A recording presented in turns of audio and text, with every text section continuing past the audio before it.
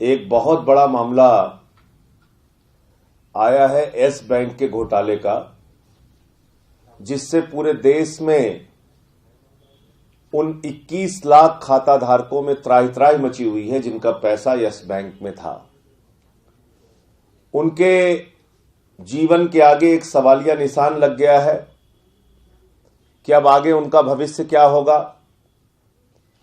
किसी ने अपना सैलरी अकाउंट रखा था, कोई व्यापार करता था उसने अपना अकाउंट रखा था, किसी ने अपनी सेविंग रखी थी कि बेटी की शादी में काम आएगी, कोई बीमारी के लिए अपना पैसा रखे हुए था। आज उन सबके सामने एक गंभीर संकट पैदा हो गया है और उसके ऊपर सरकार गोलमोल करके जवाब देती है। लेकिन मेरा सीधे तौर पे यह कहना है कि जो भी इसके बड़े डिफाल्टर हैं, जिनकी वजह से आज यस बैंक बर्बाद हुआ है, जिन्होंने यस बैंक में आम आदमी के पैसे पर डकैती और लूट की है, वो कोई और नहीं है बल्कि भारतीय जनता पार्टी के मित्रों हैं, भारतीय जनता पार्टी के करीबी हैं, भारतीय जनता पार्टी के नजदीकी हैं, भारतीय जनता पार्टी के द्वारा उनको संरक्षण प्राप्त है। यह सरकार उनके समर्थन में खड़ी है, इसलिए उन्होंने इतना बड़ा घोटाला, इतनी बड़ी डकैती आम आदमी के पैसे पे की, किसान के पैसे पे, मजदूर के पैसे पे, कर्मचारी के पैसे पे, व्यापारी के पैसे पे आम आदमी को लूटने का अगर काम किया है तो यह भाजपा के मित्रों ने किया। और कैसे किया है मैं बता रहा हूं आपको। ये वो कुछ नाम हैं जो बड़े डिफाल्टर हैं यस बैंक के। उनमें एक प्रमुख नाम है और यह नाम मैं तब सार्वजनिक रूप से कह रहा हूं जब खुद वित्त मंत्री ने इनका नाम लिया है। निर्मला सीतारमण जी ने बताया है कि इन लोगों ने, ये बड़े डिफाल्टर हैं यस बैंक के, इन्होंने जनता के पैसे पे डकैती की है। अनिल अंबानी ग्रुप 13,000 करोड़ रुपए का इनके ऊपर लोन है, 13,000 करोड़ रुपए का। और इन्होंने भारतीय जनता पार्टी को चंदा दिया है 20 करोड़ रुपए।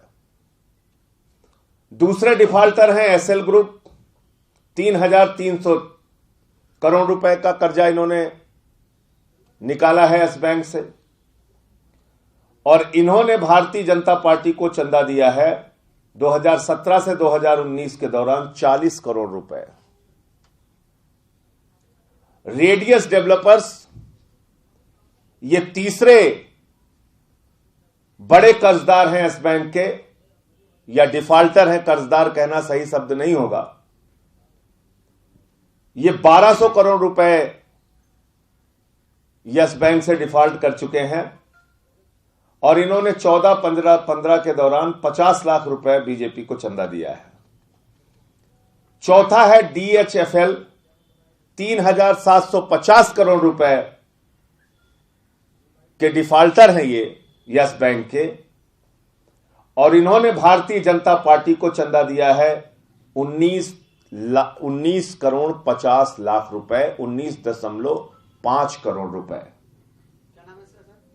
डीएचएफएल ग्रुप जो 3750 करोड़ रुपए का डिफाल्टर है, इसने भारतीय जनता पार्टी को चंदा दिया है 19.5 करोड़ रुपए, यानी 19 करोड़ 50 लाख रुपए।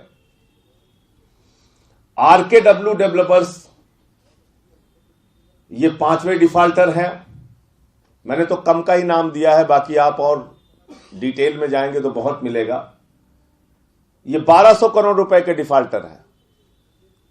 1200 करोड़ रुपए आम आदमी का लूट कर बैठ गए हैं। इन्होंने भारतीय जनता पार्टी को चंदा दिया है 10 करोड़ रुपए। ये तमाम बैंक के वो डिफाल्टर हैं जिन्होंने चंदा दिया है भारतीय जनता पार्टी को, जो भारतीय जनता पार्टी के मित्रों हैं, और इनसे आम आदमी का पैसा सुनियोजित तरीके से भारतीय जनता पार्टी ने डकैती करवाया और लुटवाया है। और यह मैं क्यों कह रहा हूं? वित्त मंत्री जी ने कहा कि जब यस बैंक की गड़बड़ियों की सूचना हमको प्राप्त हुई तो 2017 के बाद हमने आरबीआई से उसकी निगरानी शुरू करवाई। आरबीआई उसकी निगरानी कर रहा था, यानी यस बैंक की जो कार्यवाही चल रही थी, यस बैंक की जो व्यवस्था चल रही थी, वो आरबीआई के अधीन चल रही थी, आरबीआई की निगरानी और आरबीआई की देखरेख में चल रही थी। तो मेरा सवाल यह है कि जब आरबीआई की देखरेख में चल रही थी यस बैंक, तो कैसे 1 लाख करोड़ रुपए का कर्जा 2017 से लेकर 2020 तक दिया गया? 1 लाख करोड़ रुपए का कर्जा बड़े बड़े पूंजीपतियों को, उद्योगपतियों को दिया गया। यह पैसा कैसे दिया गया? अगर वित्त मंत्री की जानकारी में था, आरबीआई की जानकारी में था, आरबीआई की निगरानी में था, आरबीआई की निगरानी में सब कुछ चल रहा था, तो कैसे 1 लाख करोड़ रुपए वहां से निकाला गया, लूट की गई, कर्जा दिया गया बगैर जाने समझे? क्या आपको पता नहीं इन कंपनियों की हालत क्या है? आपको पता नहीं है कि अनिल अंबानी की हालत क्या है, एसएल ग्रुप की हालत क्या है, डीएचएफएल की हालत क्या है, आरकेडब्ल्यू की हालत क्या है, इन कंपनियों की हालत क्या है, रेडियस डेवलपर्स की हालत क्या है? कई बार इनके बारे में अखबारों में आ चुका है, इनकी हालत खराब है, इस प्रकार की सूचनाएं सरकार के पास है। यह सब कुछ एक दिन में हो गया। तो सुनियोजित तरीके से भारतीय जनता पार्टी ने अपने करीबियों से, जिन्होंने उनको बड़े बड़े चंदे दिए थे चुनाव में, उनके माध्यम से यस बैंक में डकैती करवाई है, आम आदमी का पैसा लुटवाया है। यह मेरा सीधा आरोप है।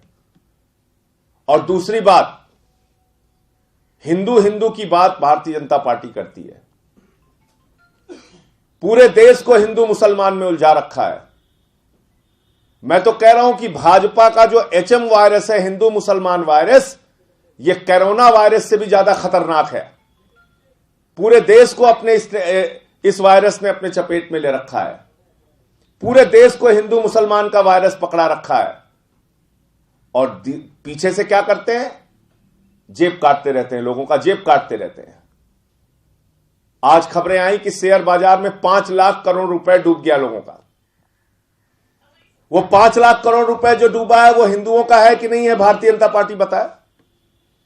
21 लाख खाता धारक जिनका पैसा डूबा है, वो हिंदू थे कि मुसलमान थे कि सिख थे कि ईसाई थे? आंकड़ा निकाल के देख लीजिए। लाखों की संख्या में हिंदुओं को आप लूट रहे हैं, बर्बाद कर रहे हैं। यहां तक कि 590 करोड़ रुपए हिंदुओं के प्रसिद्ध मंदिर जगन्नाथपुरी का भी 500 करोड़ रुपए लूट लिया गया यस बैंक के द्वारा। और किसने लूटा? यही भाजपा के मित्रों, यही भाजपा के सबसे बड़े भारत माता के रक्षक अनिल अंबानी, जिनको राफेल की डील दी गई। जिस ग्रुप ने हमारे ऊपर 5,000 करोड़ रुपए का डिफेमेशन किया था, वही 13,000 करोड़ रुपए, वही बहुत बड़ा डिफॉल्टर है। कहां से लाएंगे ये लोग पैसे? और सिर्फ ये सूची इतनी ही नहीं है, मैं आपको पढ़ के सुनाता हूं। और मैंने ये चिट्ठी ईडी को लिखी थी 20/5/2018 को। लगभग 2 साल हो गए ये चिट्ठी लिखे हुए। और मैंने इसमें कोई बहुत बड़ी मांग नहीं की थी। मैंने सिर्फ इतना कहा था कि ये जो बड़े बकायेदार हैं, इनकी जांच करो, और जांच करने के बाद जो लोग 50 करोड़ से ज्यादा के कर्जदार हैं, उनका पासपोर्ट जब्त किया जाए, जिससे वो हिंदुस्तान छोड़ के भाग ना पाए।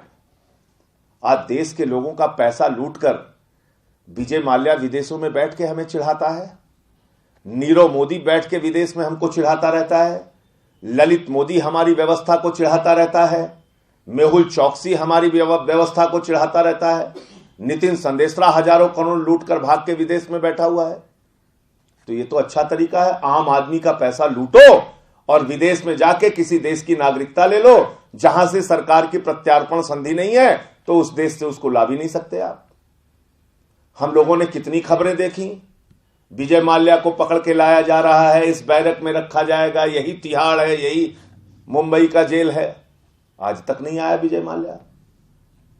हमने कितनी बार देखा कि ये नीरव मोदी है, यहां घूम रहा है, इसने दाढ़ी बनवा ली है, पकड़ा जाएगा, अब अंदर आएगा, अब पैसे वसूले जाएंगे, 1 रुपया नहीं आया। तो ये सरकार तो काला धन लाने वाली थी और देश के लोगों का पैसा लुटवाकर अपने मित्रों को बाहर भगाने का काम कर रही है। जाओ ऐश करो, आराम से विदेशों में रहो, पूरी की पूरी भारतीय जनता पार्टी की सरकार तुम्हारे साथ खड़ी है। भाजपाइयों का नया नारा है, भाजपाइयों का नया फार्मूला है, ना हिंदू बचेगा ना मुसलमान बचेगा और भाजपा के राज में हर इंसान लूटेगा, हर इंसान लूटेगा। क्योंकि नशा दे रखा है इन्होंने हिंदू मुसलमान का, उसमें सब लोग डूबे रहो। एक तरफ यहां दंगा फसाद कराते रहे दिल्ली में, दूसरी तरफ ये लूट करवाते रहे। कभी शेयर मार्केट में आदमी बर्बाद हो रहा है, कभी बैंक में बर्बाद हो रहा है। पीएमसी का घोटाला हुआ, एक बैंक बर्बाद हुई, पीएनबी में घोटाला हुआ, उसके बाद ये तीसरा घोटाला सामने आया है। कहते हैं साहब ये तो प्राइवेट है। अरे भाई 2 लाख करोड़ रुपए लोगों का लूट गया तो तुम प्राइवेट और सरकारी कर रहे हो, और जो सरकारी है उसको प्राइवेट करने पे लगे रहते हो। रेलवे को कह रहे हो हम प्राइवेट करेंगे, सेल को कह रहे हो हम प्राइवेट करेंगे, एयरपोर्ट को कह रहे हो हम बेचेंगे, एलआईसी को कह रहे हो हम बेचेंगे। तो पहले उनको प्राइवेट करते हो, जब बर्बाद हो जाते कहते हो तो प्राइवेट है। रिजर्व बैंक के लाइसेंस के बगैर, उनकी परमिशन के बगैर कोई बैंक खुलती नहीं है। सरकार की अनुमति के बगैर कोई ऐसे बैंक नहीं चला सकता। और अगर खुद निर्मला सीतारमण जी कह रही हैं कि 2017 से आरबीआई इसकी निगरानी कर रहा था यस बैंक की, तो 1 लाख करोड़ रुपए कर्जा 2017 से 2020 तक कैसे दिया गया? इसका मतलब ये जो कागज है ये साफ बता रहा है भाजपाइयों ने इन बेईमानों से चंदा लिया और उनसे ही लूट करवाई आम आदमी के पैसे की। ये जो फहरिस्त है जो 2018 में मैंने दी थी,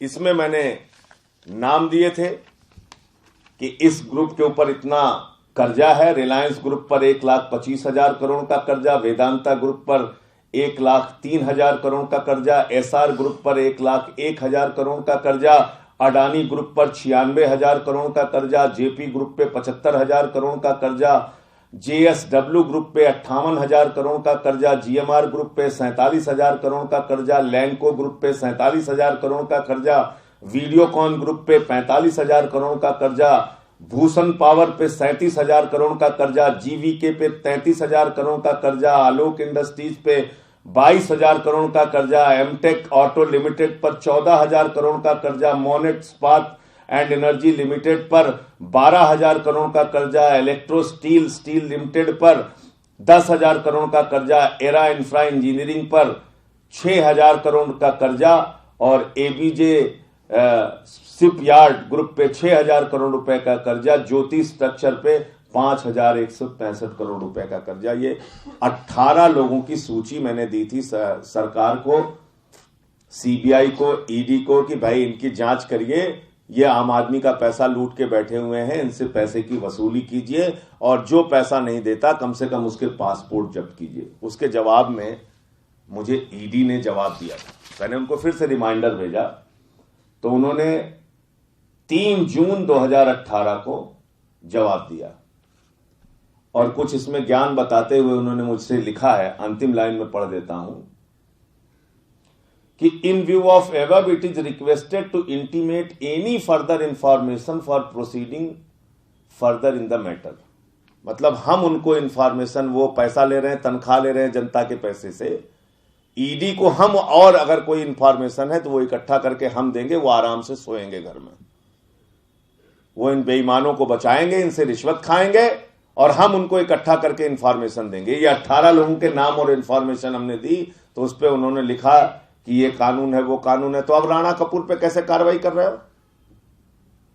अगर ये ईडी कह रहा है लगभग 2 साल पहले कि साहब हमारे पास ताकत नहीं है, तो अब कैसे कार्रवाई कर रहे हो? फेमा का, पीएमएलए का इसमें आप जिक्र कर रहे हो, अब आप कैसे कार्रवाई कर रहे हो? इसका मतलब जानबूझकर कार्रवाई नहीं की गई, सारी जानकारियों के बावजूद कार्रवाई नहीं की गई।